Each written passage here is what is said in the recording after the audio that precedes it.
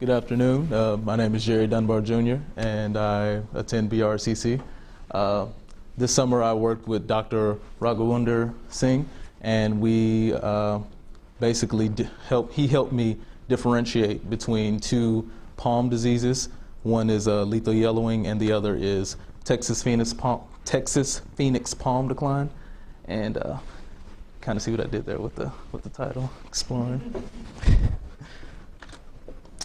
So lethal yellowing and Texas Phoenix palm decline, or LY and TPPD, they're very similar. They're two phytoplasma diseases that affect the phloem of the palm trees, which is basically the vascular tissue in the palm, and it basically decays the trees rapidly. And palm trees are very prevalent in the South, and we have a very big palm industry here, and we have a very big palm industry around the world. So it costs the palm industry a lot of money, and there's no cure for it. So essentially, if a tree contracts this disease, it basically dies. There's no way to cure it. There's nothing you can do. You can only hope to contain it and hope that it doesn't spread, but it usually does. Like I said, there's over 80 countries that have a palm industry, and lethal yellowing affects 36 different types of palm trees, and that list is continuing to grow. And Texas Phoenix palm decline affects 8, and it's continuing to climb also.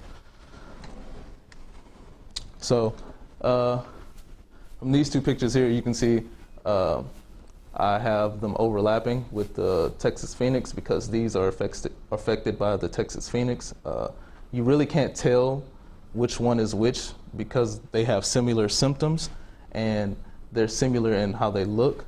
So you can see how this one's browning and all the leaves are dying, and it just doesn't look good. And then lethal yellowing, you can see the same. It usually starts off with a healthy tree, looks like it's sad and all the leaves are falling, but as it continues to affect it, they get browner and browner. Sometimes they can get a bright yellow like this one over here, but essentially that's all that's to that. So in order for me to determine which was which, I had a sample extracted. I didn't extract it. I don't think they trusted me with a drill, but we took 200 milligrams of wood shavings, and we placed it in, we used a DNA mini kit, a plant mini kit by Kaizen, and I extracted DNA using that mini kit. And then once I extracted the DNA, I performed a PCR reaction on it, and that basically amplified the DNA that I had. And the DNA that I extracted was very concentrated. So in order to make sure that I had enough of the phytoplasm DNA, I had to perform a nested PCR reaction, which basically diluted the sample enough so that I could, distinguish the DNA that I needed. And to further distinguish the two diseases, I performed a restriction enzymatic digestion, which basically uses an enzyme to break down the DNA that I extracted, and it would tell me which is lethal yellowing or Texas Phoenix palm. And to look at this, I used a gel electrophoresis, which basically is a gel that I created in the lab, and I inserted the DNA into the gel, and I ran it under a certain amount of voltage, which I believe was 110 volts for an hour, and that allowed the DNA to run down into specific band patterns, which you're going to see later on. So this is the results for the nested PCR. So you can't, and at this point, you can't tell which is which, but this is a good sign because we know that there's something present. So this is just only an amplified product. It lets me know that the samples that we had were indeed infected. So here, this is the Enzymatic Digest.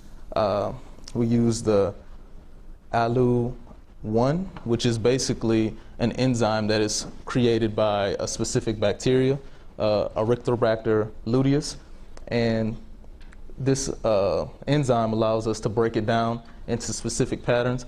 So this is lethal yellowing in cell 1, and then in cell 2, this is Texas Phoenix palm decline. So you can see how these two patterns match different rows. So lethal yellowing would be these four, and then Texas Phoenix would be those. And to further make my information here credible, I performed another Enzymatic Digest, but I didn't show it. But I used it's a form of influenza, but this specific bacteria secretes an enzyme that allows us to basically do the same thing that was done here. So this process took a pretty long time. There's a lot of waiting steps. I actually messed up on the nested PCR initially, and I had to restart, which was heart crushing. But I stuck with it, and that was part of my competencies: planning, presentation, patience, composure. Like I was shook, but basically, I was able to repeat the results because this test had been performed before, but it was specifically given to me because I've never used a DNA extraction kit, yet alone a nested PCR kit. So I was able to replicate the results and also confirm that those two samples were affected by those two diseases and distinguish between the two.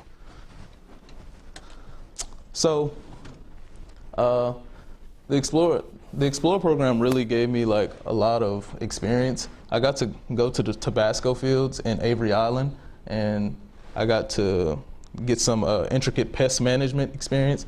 I caught bugs. It was really, really hot, including the peppers. So I also got to go to New Orleans, and we also performed another experiment concerning citrus fruits. A lot of citrus fruits in Louisiana are affected by citrus canker and citrus greening, but citrus canker is more prevalent. So in New Orleans, it's really prevalent. So basically, the fruit becomes deformed, and the trees become deformed, and they get sores, and a lot of sap leaks from them, and it basically kills the trees and makes the fruit really nasty. So I got to work with the project there. I got to meet different people, different farmers. I got a lot of vegetables this summer, so it was nice. So yeah. So I would like to thank Dr. Mary Miller. You guys probably don't know her, but she's a professor at BRCC. She gave me a letter of recommendation, so I probably wouldn't have got this without her. So I wanted to make sure I thanked her. I'd like to thank Dr. Singh, Timothy Burks, and Dr. Chiramani for helping me throughout the summer and just showing me the ropes and helping me get my skills up to par.